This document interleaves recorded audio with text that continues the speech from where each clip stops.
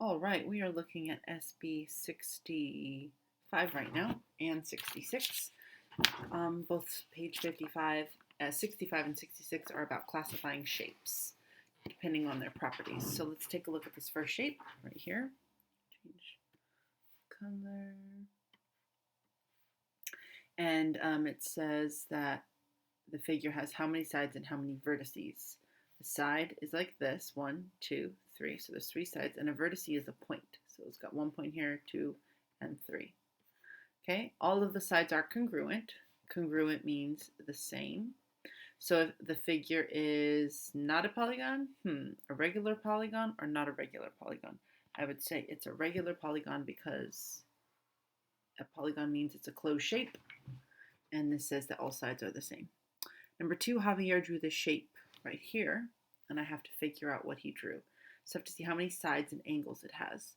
So let's see, 1, 2, 3, 4, 5, 6, 7, 8 sides. So it probably has 8 angles. 1, 2, 3, 4, 5, 6, 7, 8.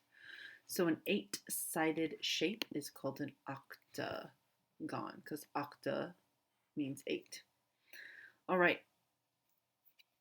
The next one, or the last one for this page, is I have to write them to make a true statement. Okay, so a what is always a parallelogram. Okay, let's a parallelogram means that opposite sides, two sides are parallel. Okay, so what is always a parallelogram? Well, actually, parallelogram means those sides are parallel, and then these sides are as well. So what is always a parallelogram? Those sides are parallel, those sides are parallel, and those sides are parallel. So it's a rectangle. That will go there. A rectangle is always a parallelogram. What is always a rhombus? A rhombus is a 4-sided shape with opposite angles that are the same. So in a trapezoid, I know that the angles aren't the same. So a square is always a rhombus, which means that a trapezoid is never a parallelogram. A trapezoid would look like that. Oh dear. A trapezoid would look like that. And so these sides are not parallel, right? And a parallelogram has 2 sides that are parallel and those 2 sides that are parallel. Let's take a look at SB66. Same kind of a problem. With this one, you're putting these shapes in an order. So in the diagram, each quadrilateral on a lower level can be described by the quadrilaterals above it on a higher level, meaning I can describe all of these things as a quadrilateral. I know what a quadrilateral is, a 4-sided shape. That is it. I know that a square is a 4-sided shape with 4 sides that are the same and 4 angles that are 90 degrees. Okay, so not everything can be called a square. Square is very specific. All the sides are the same and all the angles are 90 degrees. A quadrilateral is just a 4-sided shape. Could be any 4-sided shape. Okay, so now I got to classify these in descending order. All right. So I'm gonna look and see what is similar to a square, but closer to a quadrilateral. And I'm thinking triangles out because that's a 3-sided shape, and these are all 4-sided shapes, so I'm not going to use that. So it's between rhombus, trapezoid, and parallelogram. Well, I know that a rhombus has 4 sides that are the same, and then opposite angles that are the same. So all the sides are the same, but then this angle matches this angle, and this angle matches this angle. So I would put rhombus here because a rhombus is always a square. Okay, that can be you can say that you can say that a square is a rhombus, okay? Um, and then last, let's see. I know that a parallelogram has 4 sides and that 2 sides are parallel. These 2 sides are parallel and these sides are parallel. So I would put a parallelogram here. And I wouldn't put trapezoid because I know that trapezoid has angles that are lines that aren't parallel, okay? And the angles don't necessarily match up, okay?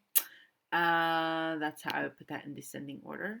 And then B says Mario claims that a rhombus is sometimes a square, but a square is always a rhombus. Is he correct? Okay, so a rhombus is sometimes a square. A rhombus is a 4-sided shape, 4 congruent, meaning the same, 4 congruent sided shape with opposite congruent angles. Okay, so if I had a rhombus that looked exactly like that, I made a 4-sided shape, all the sides are the same, and I actually made them all 90 degrees, well that those 2 angles would be the same and those 2 angles would be the same. So yeah, sometimes a rhombus is a square. So yes, he's correct. And the reason why he's correct is that a square, so yes, because a square has 4 congruent sides and 4 90-degree angles. Oops, sorry. Angles. And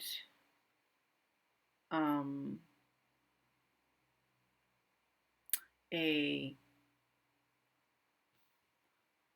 spell it wrong. And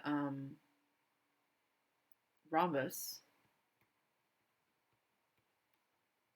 is has a rhombus has 4 congruent sides with opposite congruent angles. So a rhombus would be like this, or it could be this, but a square could just be this. So that's why, but a square is always a rhombus, because all you have to do to be a rhombus is have 4 sides the same and opposite equal sides, and that is always what a square is. Okay, and that is it for SB60. Oh no, one more. Number 5, Kayla drew the shape shown right here, and I have to find the number of sides and angles. Let's count the sides. 1, 2, 3, 4, 5, 6. So which means that that would be 6 angles.